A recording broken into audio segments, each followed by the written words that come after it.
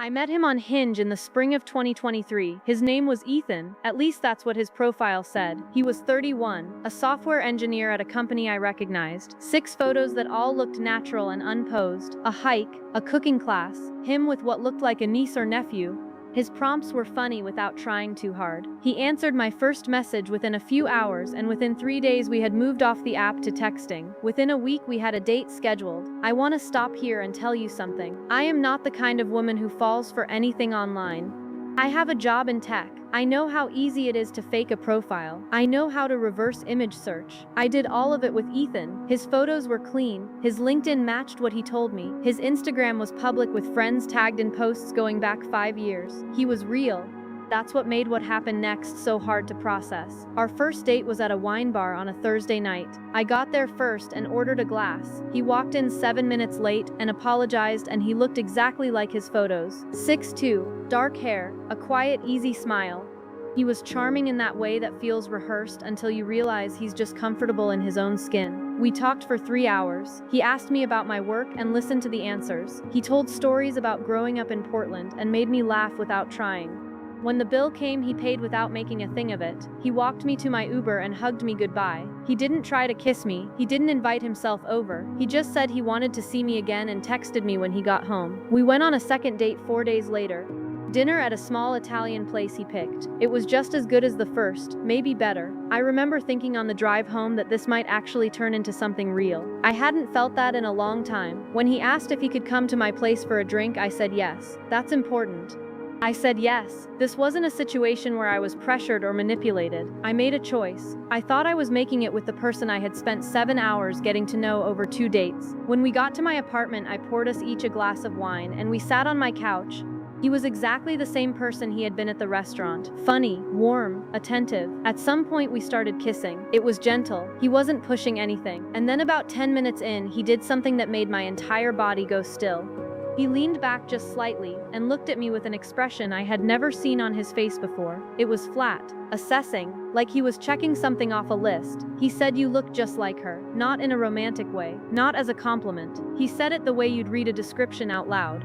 Then his face shifted back to that easy smile, and he leaned in again. I pulled back. I asked him what he meant. He laughed and said he just meant that I reminded him of someone he used to know. An ex. I pushed. I said that wasn't what it sounded like. He laughed again, but this time the laugh was different, thinner. His eyes stayed on me too long without blinking. He said I was overthinking it and reached for my hand. I pulled my hand away. I told him I thought he should leave. His face changed again. The warmth was gone, completely gone. In its place was something I can only describe as disappointment. Not anger, not embarrassment, disappointment, like he had been planning something and I had just ruined it. He didn't leave right away. He sat on my couch for another minute without moving. He wasn't looking at me.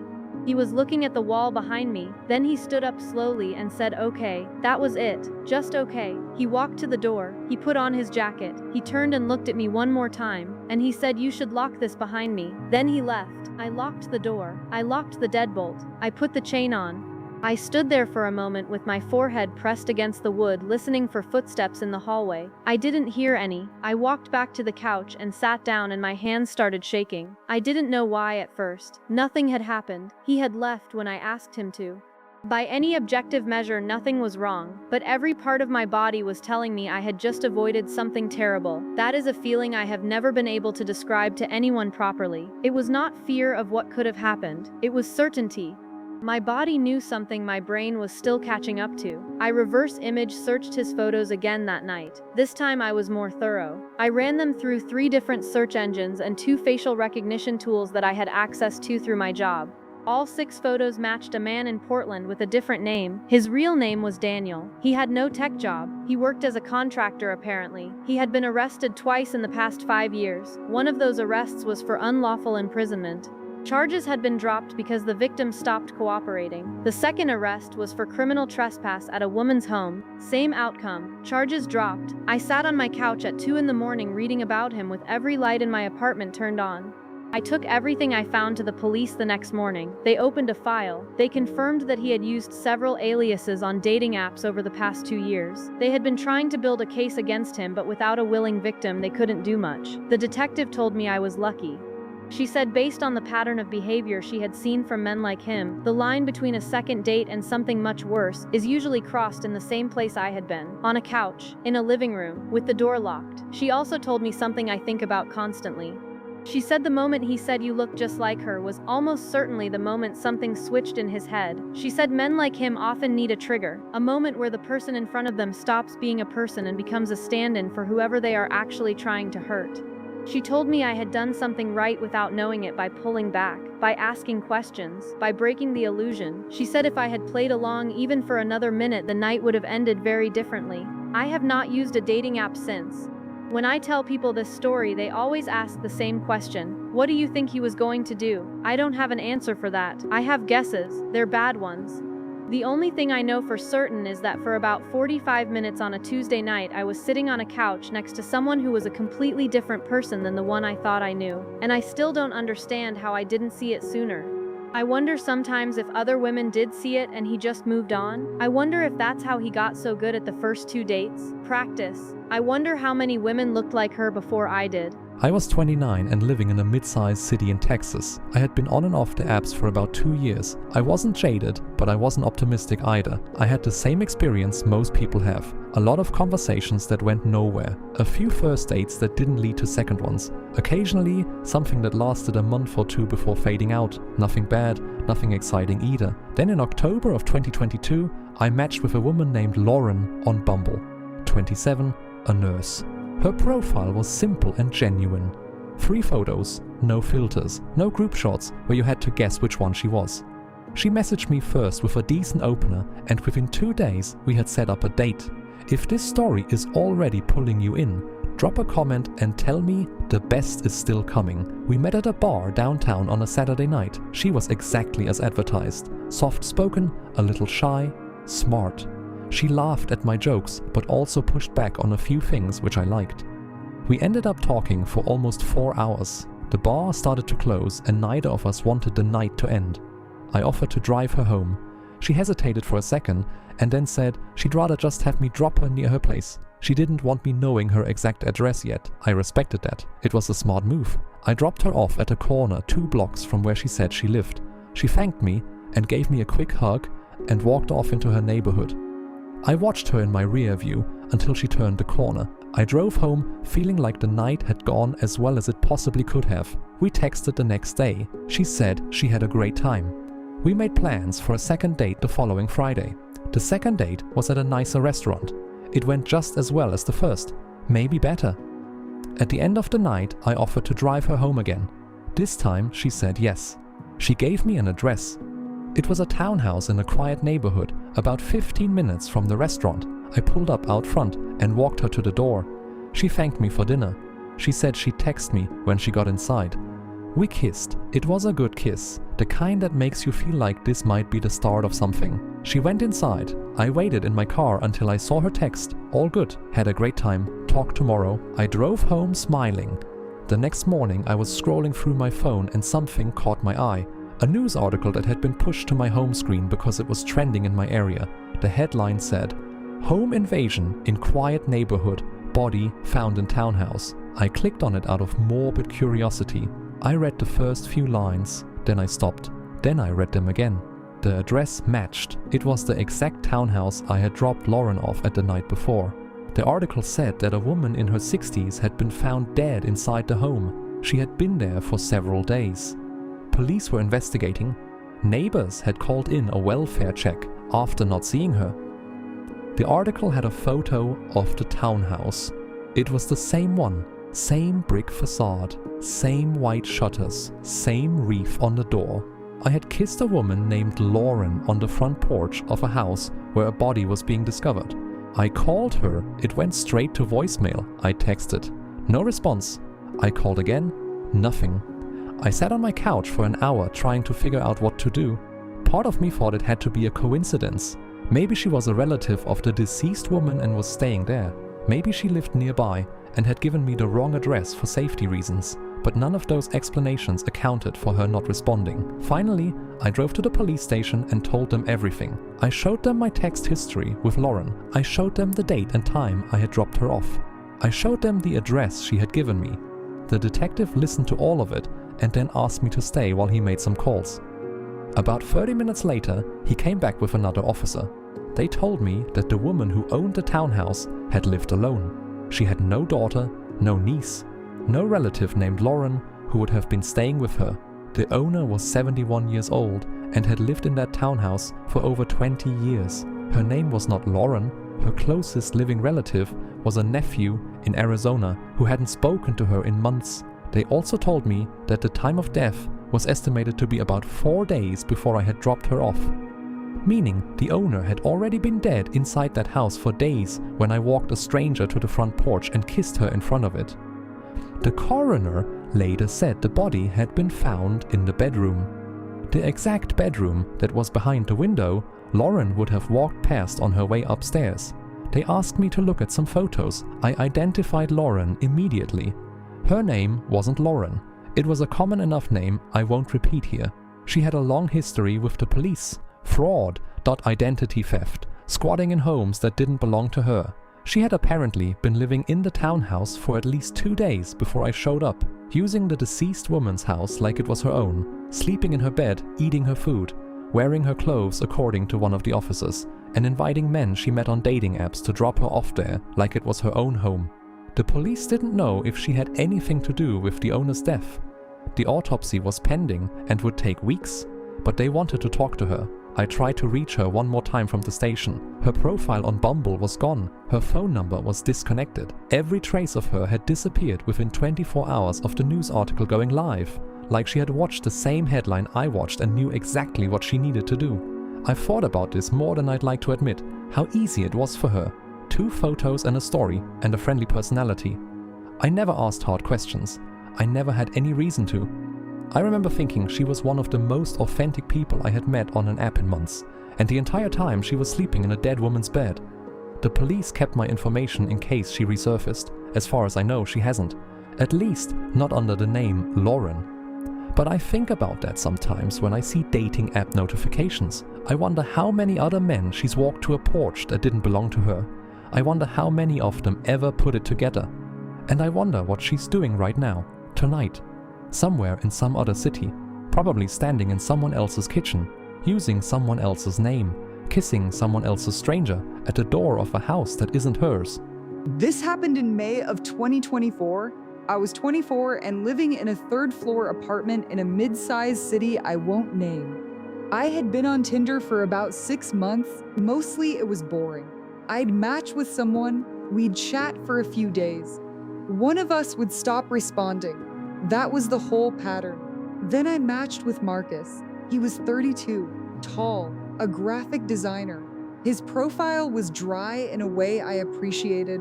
No shirtless gym pics, no fish, no vague quotes about living life to the fullest. Just normal photos and a line that said, "If you ask me about my favorite album, I will not stop talking." I asked him about his favorite album. He did not stop talking. We moved to texting quickly. We talked for almost 2 weeks before we met. I know that sounds excessive, but we were both busy and neither of us was in a rush. By the time we actually met in person, I felt like I already knew him. Our first date was a coffee walk on a Sunday afternoon. Low pressure, exactly what I wanted. He was even better in person than he was over text. Calm, funny, genuinely interested in what I was saying. He walked me back to my car at the end and said he hoped I would let him take me to dinner sometime. I said I would. Our second date was that Thursday.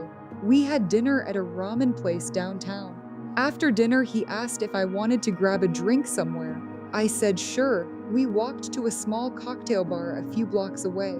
We got a table in the back. I had 2 drinks. He had 1. The bar was quiet. We talked about everything: travel, siblings, what kind of old people we thought we would be. At around 11, I said I should probably head home. I had work in the morning. He walked me to my car and we kissed for a long time against the driver's side door. It was one of those kisses that feels like the beginning of something. I drove home smiling like an idiot. When I got to my apartment building, I parked in my usual spot and walked up to the front entrance. My building has a coded front door that leads into a small lobby with mailboxes. Then another door that requires a fob to open. Then an elevator or stairs up to the units. It's not a luxury building, but it has decent security. I got in the elevator and went up to the third floor. I unlocked my apartment and closed the door behind me and locked the deadbolt and put on the chain. Standard routine, I kicked off my shoes and walked into my bedroom. My phone buzzed as I was changing. It was Marcus. He had texted me. It said I had a really good time tonight. I smiled and typed back that I had to. Then another text came in. It said, "I hope you got home safe." That was sweet. I told him I did. Then another text. It said, "I can see you." I froze. I read it 3 times. "I can see you." My first thought was that he was being playful. Maybe it was a joke that didn't land. Maybe he was teasing me because I had told him I was home. I typed back, "Haha, what?" He typed back immediately. Apartment 3B. Third from the left on the 3rd floor. Black curtains. The light in your bedroom just turned on. I read that message with my hand still on the light switch. My other hand was holding my phone. I hadn't even put it down yet. The screen felt like it was vibrating, but it was just me. My whole body was shaking. My apartment is 3B, third from the left on the 3rd floor. I have black curtains. I had just turned my bedroom light on 30 seconds earlier. I dropped my phone on the bed. I turned off the bedroom light immediately. I stood in the dark for a few seconds, just breathing. Then I crawled to the window on my hands and knees. I didn't want my silhouette visible against the curtains. I pulled the edge of the curtain back just enough to see out with one eye. The street below my apartment was dark, but there was a parking lot across the way with a line of cars. One of the cars had its interior light on for a brief second, long enough for me to see a man in the driver's seat. He was looking up at my window. He raised his hand and waved. Then the interior light went off. I called 911. I told them everything. I gave them his name. I gave them what he looked like. I gave them the license plate of his car, which I had noted earlier when he walked me to my vehicle. The dispatcher kept me on the line until officers arrived. I didn't move from the far corner of my bedroom. I couldn't stop shaking. The officers got to my building in about 10 minutes. They went out to the parking lot. The car was gone. He was gone. They took my statement and told me they would look into it. They asked if I had told him where I lived. I hadn't. He had never been to my apartment. He didn't know my address. I had been very careful about that. I had never posted my address on social media. I had never let him pick me up. I had always driven myself. He should not have known which building was mine, let alone which apartment. A detective called me the next morning. She told me that the name Marcus had given me was fake. His profile photos were real. The name was not. The license plate I had given her was registered to a man with a different name and a history of stalking charges in 3 different states. He had been flagged by local police 8 months earlier for following a woman home from a coffee shop, but charges had been dropped when she decided not to pursue them. She told me I had done everything right by reporting it immediately. She also told me something I haven't been able to stop thinking about. She said based on the timing of his texts, he had to have been watching my building for at least a few minutes before I got home, which meant he didn't follow me from the bar. He already knew where I lived. He got there first. I moved 3 weeks later. I broke my lease. I paid the penalty. I moved to a building on the other side of the city with better security and a doorman. I deleted every dating app I had. I do not use them. I will never use them again. The detective kept in touch for a while. She told me that the man I knew as Marcus had been identified and that there was an active warrant for his arrest related to my case and 2 others. Last I heard, he had fled the state. He has not been caught. I still don't know how long he had been planning what happened that night. I don't know how many dates it took him to feel comfortable enough to do what he did. I don't know how he found my apartment before I got home. What I do know is that for 2 weeks, I had been having what felt like a completely normal connection with a person who was already hunting me. And I never saw it. Not once. Those were 3 true dating app horror stories. If you made it to the end, I know at least one of these is going to keep you up tonight. Drop a comment and tell me which one hit hardest. And if you have your own dating app nightmare story, leave it in the comments. The most unsettling ones get featured in future videos. Subscribe if you haven't already. New stories every week. Share this with anyone you know who's currently swiping. They deserve to know what the other side of that profile might actually look like. Stay safe out there, trust your gut, and never let anyone know where you live until you've known them a lot longer than 2 dates.